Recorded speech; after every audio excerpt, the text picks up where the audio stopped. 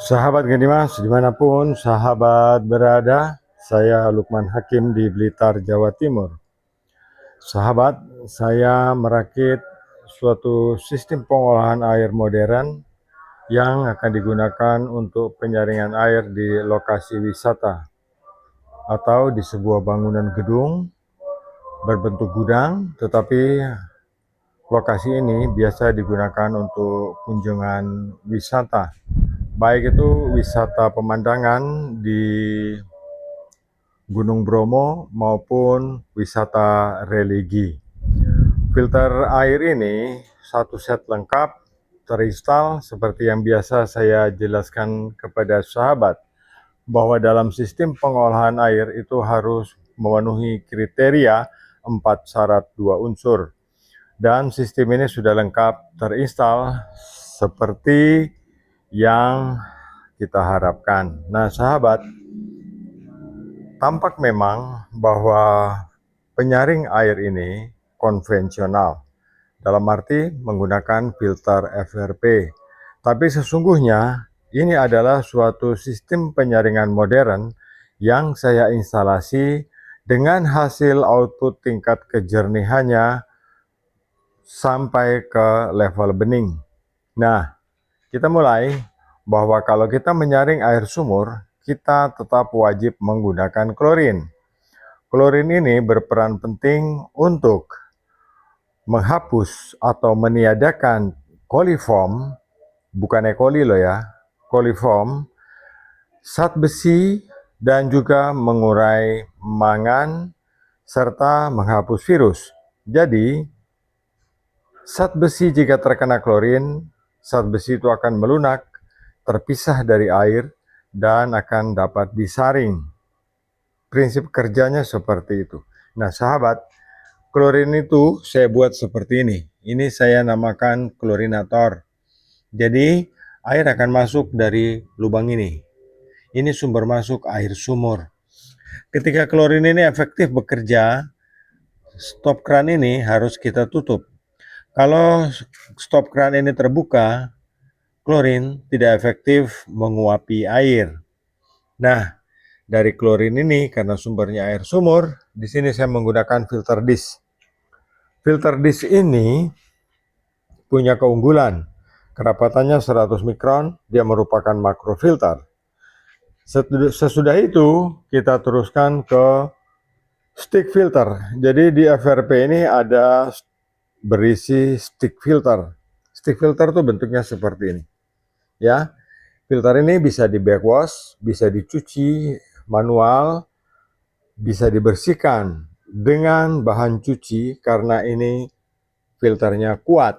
Nah, stick filter ini kita pasang cocok menggunakan 3-way seperti ini. Nah, sahabat, setelah dari stick filter dengan kerapatan 5 mikron, kita teruskan ke tabung kedua. Ini FRP yang kedua. Di dalamnya berisi stick filter juga seperti ini, tetapi punya kerapatan 0,1 mikron atau 1/10 mikron yang masuk dalam kategori ultrafilter. Kemudian setelah stick filter itu kita pasang di dalam sini, kita masukkan karbon. Jadi kita akan mengisi karbon juga di dalam sini sampai batas maksimal permukaannya rata dengan filter ini. Jadi kurang lebih sekitar 1 meter.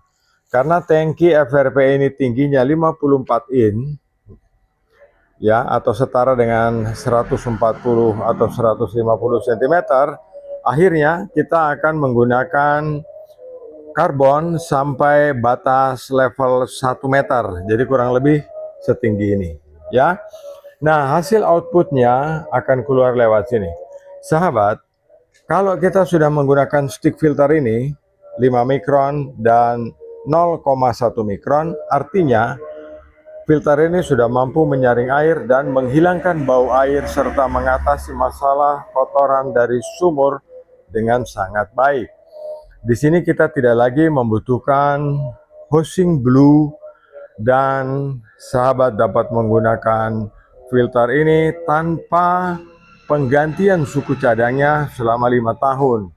Jadi filter ini dan material di dalamnya sangat awet karena terlindungi dengan stick filter. Nah, sahabat, stick filter ini memegang peranan penting dalam sistem pengolahan air. Nah, sahabat Kedimas, tidak selalu yang kita melihat seperti ini itu isinya melulu pasir silika. Kita harus mengadopsi cara-cara modern untuk pengolahan air. Kalau dulu nenek moyang kita masih menggunakan pasir, masih menggunakan ijuk, sekarang tidak lagi kita melakukannya. Jadi kita harus menggunakan bahan yang lebih mudah, lebih murah, dan dalam operasionalnya juga lebih gampang. Nah sahabat, jika stick filter ini kotor, untuk membersihkannya kita dapat melakukan backwash secara normal ya. Kita dapat melakukan backwash dengan cara memutar three-way ini. Nah, stick filter ini dapat dibersihkan dengan cara itu. Tetapi kalau stick filter ini sudah tidak lagi mampu mengalirkan air, artinya stick filter ini pori-porinya sudah tersumbat. Kita harus membersihkannya dengan cara melepasnya, melepas talinya, ikatannya, kemudian kita keluarkan dari sticknya dan kita cuci secara manual sampai bersih. Kita bisa menggunakan bahan cuci secara normal, misalnya menggunakan sabun atau menggunakan asam. Pakai cuka boleh, pakai citron boleh, atau bahan asam lainnya yang dapat melepas ikatan zat besi dari filter itu. Nah, prinsip sederhana ini sudah saya sediakan juga saluran backwash yang sahabat bisa gunakan langsung untuk melakukan pembersihan pada filter ini. Ini pemikiran yang mumpuni untuk masa seperti sekarang ini. Jadi, kalau dulu nenek moyang kita naik kereta sapi, sekarang kita sudah naik kereta bermesin.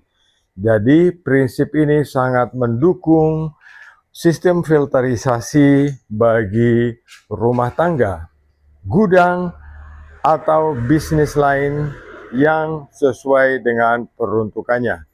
Sahabat, biasanya jika kita menggunakan FRP seperti ini, bakteri juga akan berakumulasi di dalam tangki FRP ini tanpa kita bisa menghapusnya.